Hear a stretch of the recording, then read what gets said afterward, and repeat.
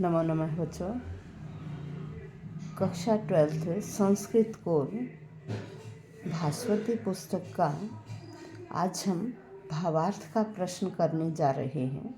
भावार्थ के प्रश्न में क्या होगा, आपके सामने श्लोक दिया जाएगा और उसका सरल संस्कृत अनुवाद तथा बाद में मंजूषा में शब्द भी दिए जाते हैं। तो आप उसे करने के लिए सबसे पहले श्लोक को पढ़ेंगे, उसके बाद जो सरल संस्कृत अनुवाद लिखा हुआ है एक एक पंक्ति का अर्थ करते जाएंगे और जो हिंदी आपकी समझ में आ रही है उस हिंदी के अनुसार आप मंजूषा से शब्द उठाएंगे।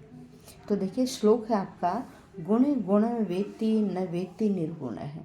गुणवान व्यक्ति ही गुणों को जानता है, निर्गुण व्यक्ति नहीं।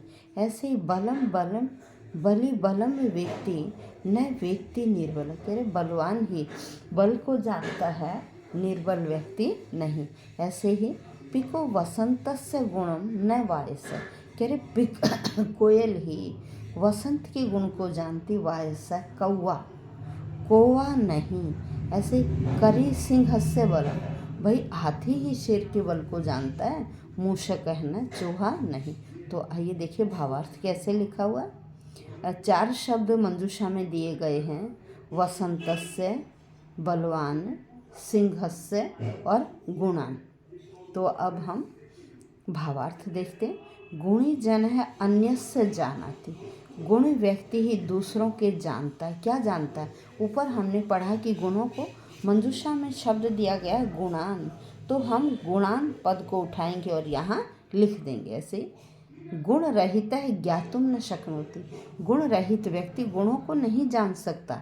यथा जैसे पिकः एव कोयल ही रिक्त स्थान माधुर्यम सौंदर्यम च जानाति, माधुर्य मधुरता और सुंदरता को जानती। किसकी सुंदरता?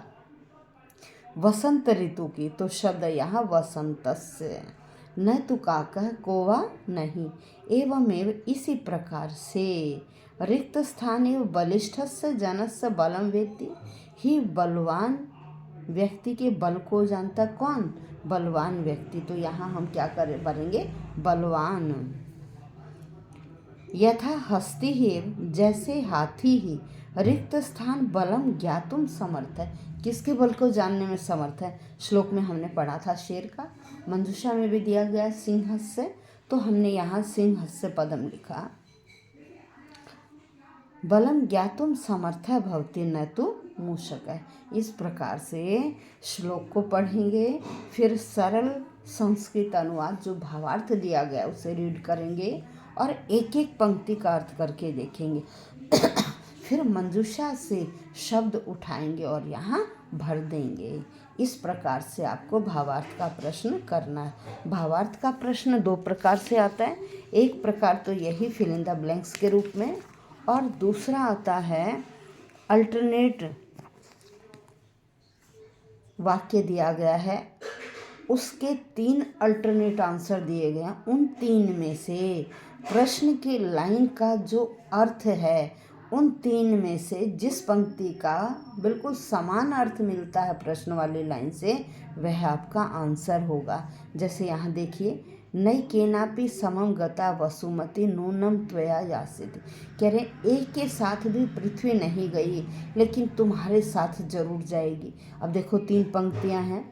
ईशा पृथ्वी केनापि सह न गतवती, यह धरती किसी के साथ नहीं गई, निश्चितमेव त्वया सह गमिष्यति, निश्चय ही तुम्हारे साथ जाएगी। ईशा पृथ्वी अनेकई सह गमिष्यति, यह पृथ्वी अनेकों के साथ जाएगी। ऐशा वसुमती कदापि न गच्छति, यह पृथ्वी कभी भी नहीं जाती। तो इन तीनों में से कौन सी पंक्ति है जिसका प्रश्न वाली पंक्ति से अर्थ मिलता है? वो है नंबर 1। तो यह आपका आंसर है, आप यह लिख देंगे। 2 प्रकार का, ये 2 प्रकार से आता प्रश्न, एक तो फिल इन द ब्लैंक्स के रूप में या ये 3 अल्टरनेट आंसर के रूप में।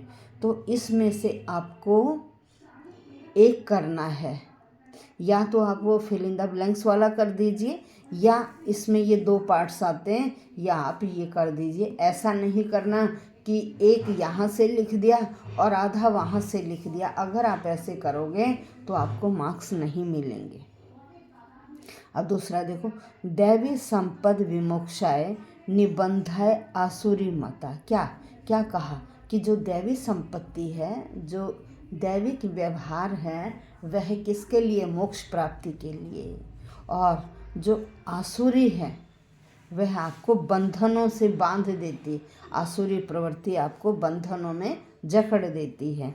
तो दैवी कल्याणम करोति असुर बंधनम दधाति। दैवी कल्याण करती है और असुर बंधनों में बंधन दे देती है। दैवी संपदा मुक्तय भवति।